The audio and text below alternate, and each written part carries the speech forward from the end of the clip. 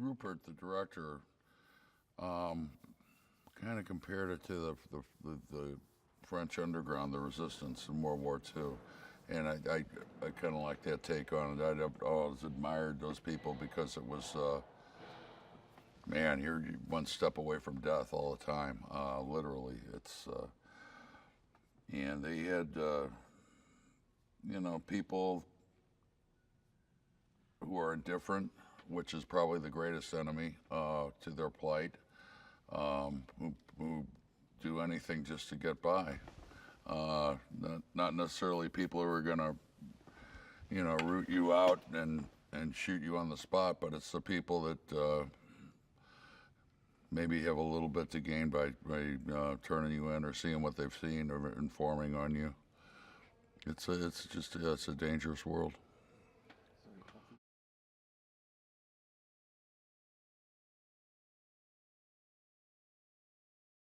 He's a cop, and the thing that I like about him most of all is he not necessarily a straight shooter, but he's he likes law and order. I mean, literally, he likes things must be ordered. Things, or else we have no society. We must have laws, and he's pretty strict about it. He doesn't. We're under a terrible.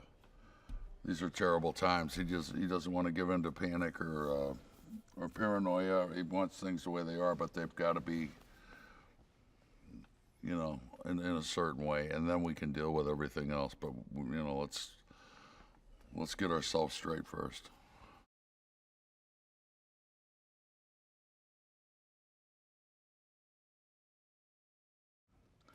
I think it's about what we're willing to put up with for freedom, about what we're willing to sacrifice for our own personal peace of mind, our own sense of freedom.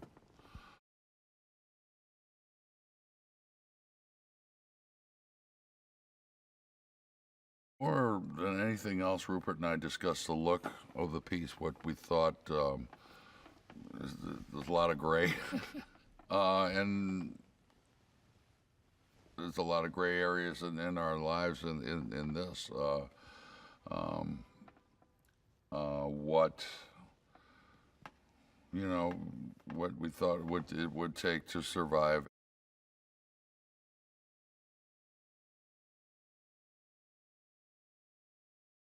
So I can only say for me is that he'll sketch out what he's going for, and then he'll come to me with specifics once we get a couple of takes in, and try to tack it down, nail it down. And when he's happy with something, then I'm usually satisfied with it as well, because yeah, I trust his judgment.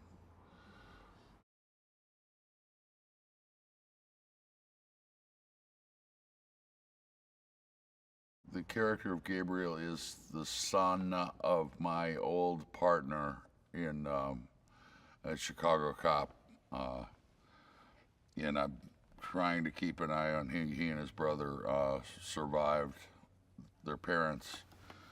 As best I can, trying to keep my eye out for them because they are rebellious and they could get into a lot of trouble. He's a smart kid. He wants more. He wants more out of this life.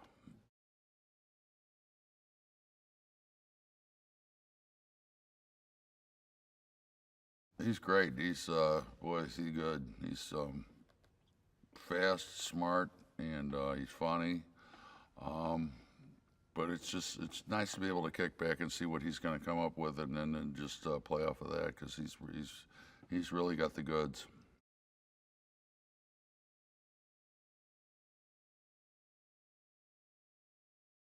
She's swell. I'll just say that I've always admired her. Um, I could jump off an eight-story building and she would catch me. That's the way it felt. Anytime, any place, I'd be happy to work with her because I just we hit it off pretty well, and yeah, I could trust her.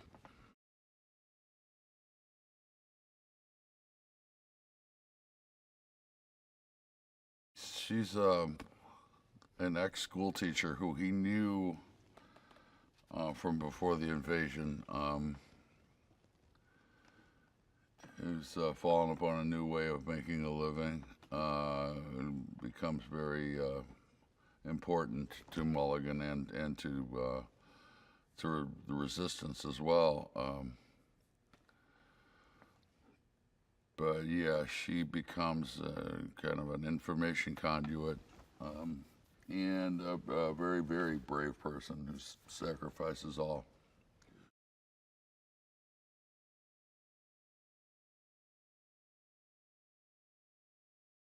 Right now, my favorites, it'll change. It always changed. But was yeah, a little scene I had with Vera.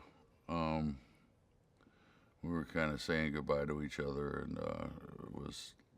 it just felt like we'd known each other for years when I'd met her a half an hour before. Very comfortable, and it's one of those things you go into acting and you feel like you're doing the right thing. Okay, I didn't make a mistake. This is all right. I'm doing all right thing. Yeah, she's wonderful.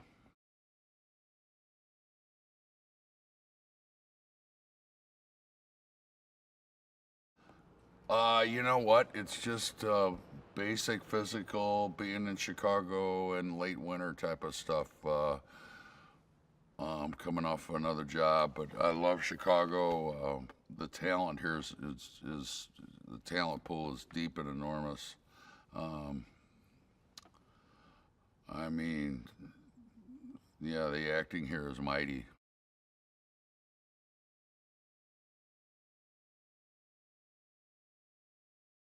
What I do is, what would I do in these situations? Put maybe take themselves out of their lives for an hour and a half, 2 hours, and think about it.